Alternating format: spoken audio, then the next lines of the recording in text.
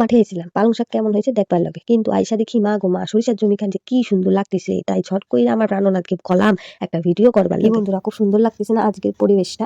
সরিষা ক্ষেতের জমি, আমি মনে হয় এবার আজকে ফেসবুকে সবার প্রথমেই ছেড়েছি সরিষার জমি ভিউ, ছাড়লেই যাবে ফর ইউ। আদৌ কি যাবে জানি না ভাই, ফর ইউতে যায় না আমার ভিডিও। এরপরে যা হলো আর কি বলবো তোমাদের, আমি যে সেই আবার পিঁপড়ের জংশনের মধ্যে দিয়ে দাঁড়াইও পড়ছি, সে অবস্থা খান যদি তোমরা দেখতে, ওইটুকু আর আমি ভিডিওতে নিতে পারিনি। কেমন নেবো বলো, ওই সময় কি আর ক্যামেরা করার কথা মনে আসে? তারপরে আর কি রাগ খান ঝাড়ি দিলাম প্রাণনাথের উপরে।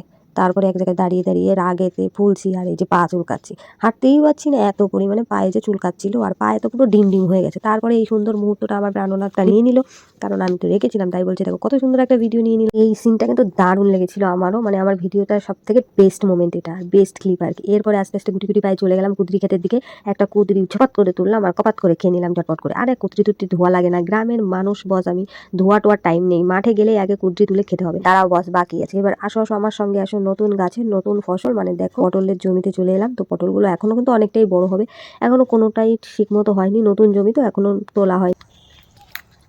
এই জমিটা কার? আমাদের। কেমন লাগলো আমাদের জমি? মানে একটা ফল হলেও সেটাও সুন্দর, গাছই সুন্দর তো ফল তো সুন্দর হবেই। এদিকে আমার সন্টু পাখি এক গাদা কুদরি তুলে নিয়েছে, কেন নিয়েছে আমি জানি না, এক গাদা ছিঁড়ে টিড়ে ও যে কি করবে কুদরিগুলো দিয়ে তার ওই জানে। এদিকে আমাকে বলছে মা দাঁড়াও আমার জন্য দাঁড়াও তুমি। তাই ও আসছিল আস্তে আস্তে, আমি যাচ্ছিলাম আগে। তোমরা সবাই আমাকে অনেক সুন্দর সুন্দর কমেন্টের ভালোবাসা দাও, তার জন্য ধন্যবাদ। সেই কমেন্টের মধ্যে দুটো কমেন্ট করেছে লাবণী বিশ্বাস এবং মলাই মৌসুমী দিদিভাই, থ্যাংক ইউ। এবার থেকে অল্প অল্প করে সবার কমেন্টগুলো তুলে ধরার চেষ্টা করবো। তো আজকের ভিডিওটা এই পর্যন্ত, ভালো থেকো সবাই, টাটা।